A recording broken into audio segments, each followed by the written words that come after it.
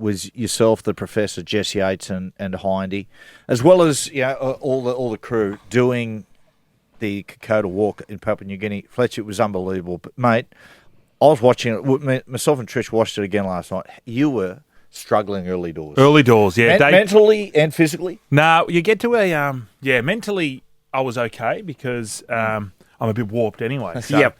But yeah, physically, we were just talking about it before.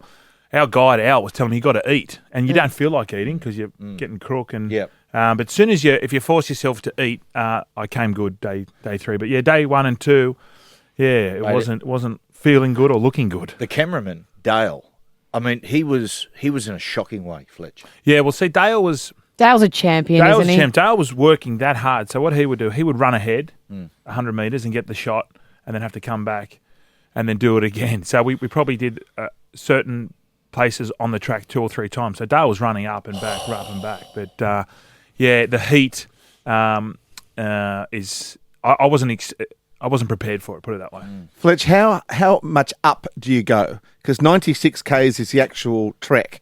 How much are you actually going? Undulating. Yes. Well, 96 is the distance as the crow flies. It's about 130 as you walk. So right. So we ended up walking 140 odd k's. So and that was in 5 days. You did it in, right? 5 days. Wow. Yeah. So, and I would, if you did it, you do it over 7 days, 7 or 8 days, because when you go to these battle sites and you talk about that, Gussie, about like the height and how, and you just stand there and you wonder how these young blokes, because a lot of them were young blokes, they were carrying not only their backpacks, but they were carrying these big cannons, those big mortars. Weapons. Yeah, and it was just, you just sit there going, I don't know how these blokes did it.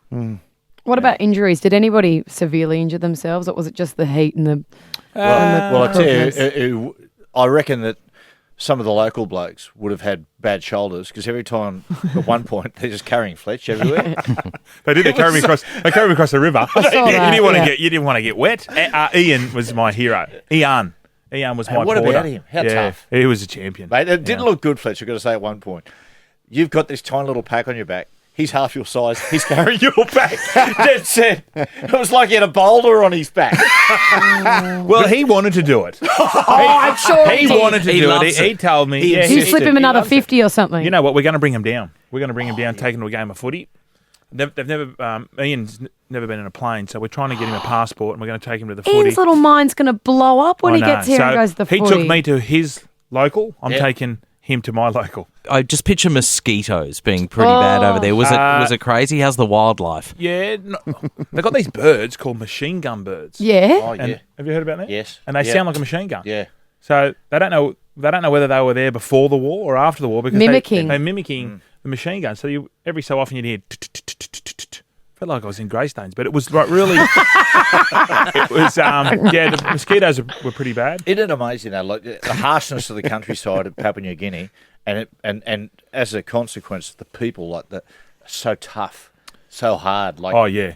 Well, we were there when the World Cup was on, so they had a satellite phone and they played the opening game. They played Wales. Yep. And they hammered them. What a game. They hammered Wales, didn't they? So when the boys heard the score, when our porters heard the score, should have seen the smiles on their face. They probably got them through day 2.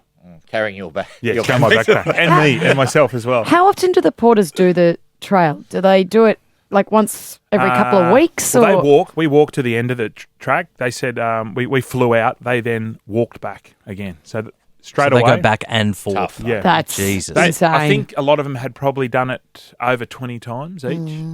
Because along the way, they're all part of the villages. A lot of my porter, Ian, he lived halfway through the village. So we got to meet his, as you saw, his saw young that bloke. family. Yeah. That's right. You said he was like your little brother when Yeah. you met him.